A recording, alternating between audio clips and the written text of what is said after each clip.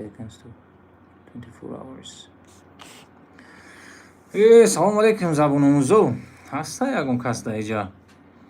Ай бачо чақ-чақ кунем хатишон. Каси бушо ҳамҷада сухан кунем, навоз кунем да гав занем.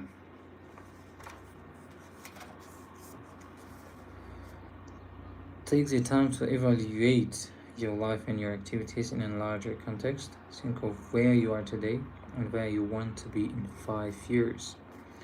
Look at the activities that you are engaged in today and determine which of them can have the greatest impact on your time and your future. Salam alaikum. This way of thinking will allow you to manage your time much better than you can even imagine at this moment. Sometimes, just one good idea gained in a period of solitude or contemplation can save you months or even years of hard work. Як нафар ҳаст дар прямой эфирда. Салом алейкум биёдари азиз. Чӣ хел шумо? Иҷода дар ҷо комментарий менависа. Save the highlight, share, mute microphone, cancel, start a poll. 8 нафар. Салом алейкум мардум. Номан Саъдӣ аз Душанбе. گفتین که پرویز امریکا.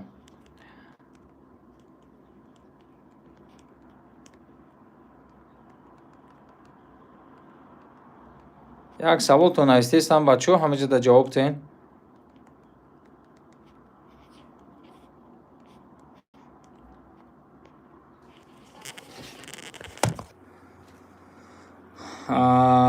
قربان علی قربانов салом алейкум салом. Якта чиз савол додам масъалаи инстаграм да.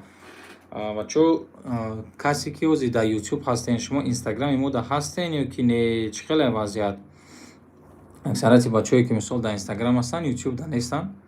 Ва ман ҳозир мехоҳам бидонам ки обратно ҳаст ё нест, барое ки иншааллоҳ соли нав YouTube дам сар мекунем, баромаду иншааллоҳ мешавад, дарсҳои нав мешавад. Ва чиз инстаграм да не ки қариб ки ҳар рӯза дарсҳо ҳастанд. Барои касе ки мисол дар инстаграм нестай, метавонед инстаграм да подписатсия кунед. Ҳамурам Zabonomuz ай англисӣ хати просто менависен Zabonomuz. И чизо рафтан мегирем, мисол дарсҳоро тамошо кардан мегирем да. Оҷода дарсҳо нағз мешаванд иншааллоҳ. Топ чат, лайв чат, супер чат, нам.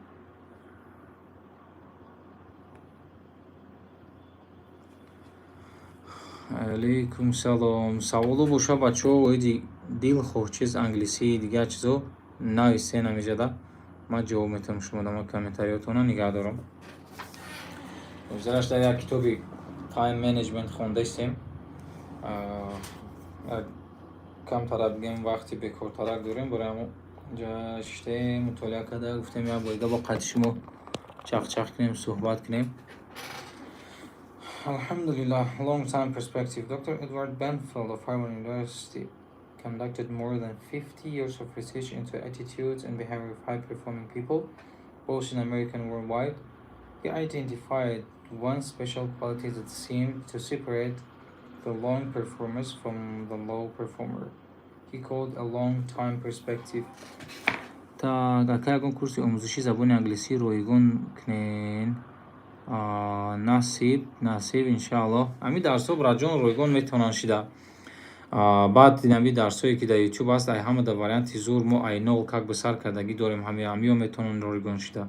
Инстаграм да мисол ҳар рӯз мо видео мепартоем, қариб ҳар рӯз во метавонанд ройгон шида. Мисол курс ҳамиҳоро метавонен ҳамаша як дафтар карда нависта мегирем вақтона. ака Масрур Гиёев алейкум салом. манам кам мехонам китоби Брайан Трейсиро, Ардашер Майрамов. Зинда буш ака, китобош беҳад навзай. Ман асоби на ҳамин серияш мада махулай. Ман як чанд та китоби ҳамин серияша хондагиам, хеле майдача. Асла тезтар мехониш, баъд хеле как бы сокай да, амо соки гапа гуфтагиай, амо модари гапа гуфтагиай. Хеле лишни гапи чиз надорад. манам кам мехонам. О курси English 24 дидам, сумша надорем. ака курси 24 браҷон камтарак уҷа одамо бисёр кор мекунанд, муаллимо бисёр ҳастанд, кураторо бисёр ҳастанд, барои ҳамо камтар бигем нархшам чиз мешавад, қиматтар мешавад, барои ки ҳар як муаллиме ки мисол уҷа кор мекунад ва ё ойлик додан на кор. ва мисол кору бору бахчона мақсад ҳамин кори асосишоне барои мо муҷаддад ҳамхел пример не ҳамхел нарх мешавад. Так, behind Benfield found that high performers look at the time to think far into the future, often 10 and 20 years, to develop absolute clarity about where they want to be in their lives and work at the time. They can come back to the present and make sure that everything they are doing at the moment is consistent with where they want to be in the future. This is powerful techniques that you can use to project forward 1, 2 or 3 years.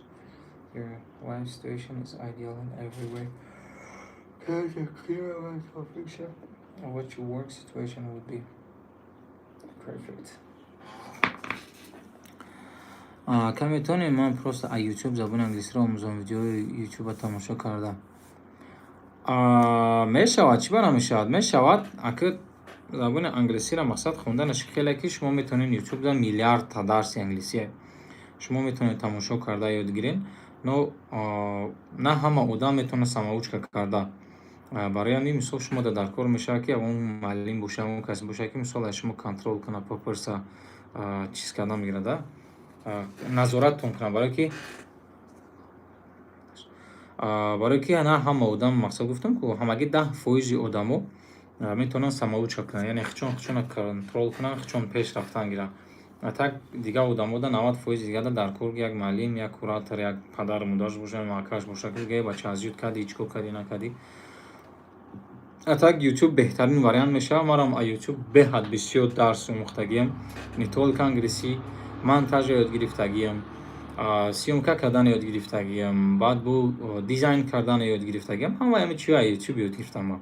YouTube да 10 минут, 5 минут, 15 минут да степ бай степ амка хушрӯ фаҳмондагие ки хелка варианти нағзай мешава омӯхта, агар аз ёд кунӣ худат дар рӯи худат кор кунӣ, проблема нест. Ready for time management techniques. If you are not headed forward to the destination, don't make decision.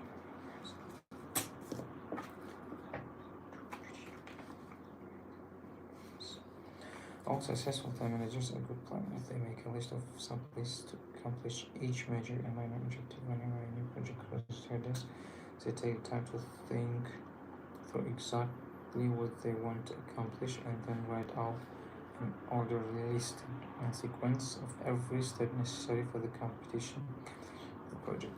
There is a rule that every minute spent on planning saves 10 minutes in execution. The time you take to think on paper about something you need to accomplish before you begin work will give you a return on personal energy of 1000%.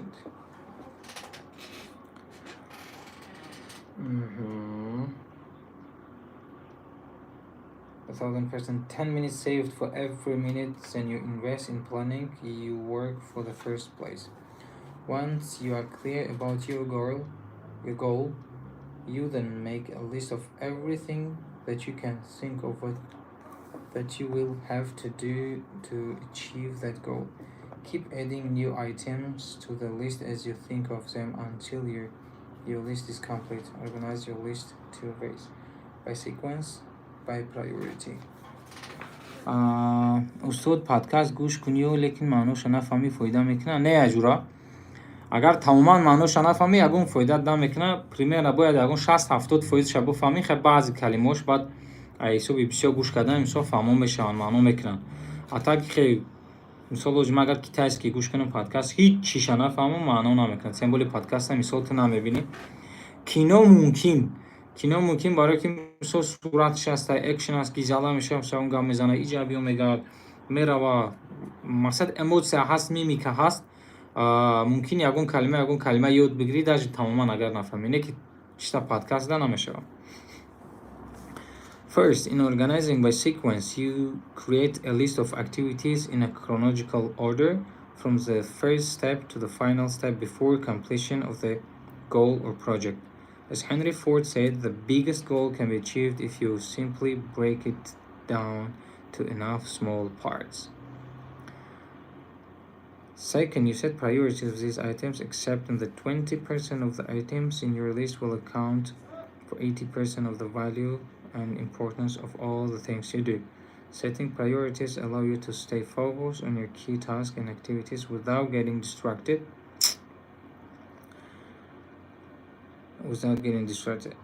As Goethe said, the things that matter most must never be at the mercy of the things that matter least. Alhamdulillah. Бачо дар амони худо бошен. Ман хостам як онлайн шам қати шумо як чахчах кунам. 6 нафар 5 нафар дигар бачо ҳастай мультифилмҳои англисӣ чӣ хел биёем. YouTube дам метавонен ёфта. YouTube дам бисёр мультифилм меёси. Касе ки Instagram имада нест, Instagram да дурен подписатсия кунен. Да Instagram дарсҳо ҳар рӯз қариб мебуранд. Бисёр ҳастанд дарсҳо, қариб 400 та дарс шидаги ҷада. Иҷадам хай баъзи дарсҳоро мемонам, насиб боша ҳамин хариби хати ма дарсҳои пуррара дар YouTube сар мекунам. Ҳаматон да барори кор бо алоқаем. Саволо шид нависен Instagram да личка да нависен, ҳама саволатон да ҷавоб метавонам.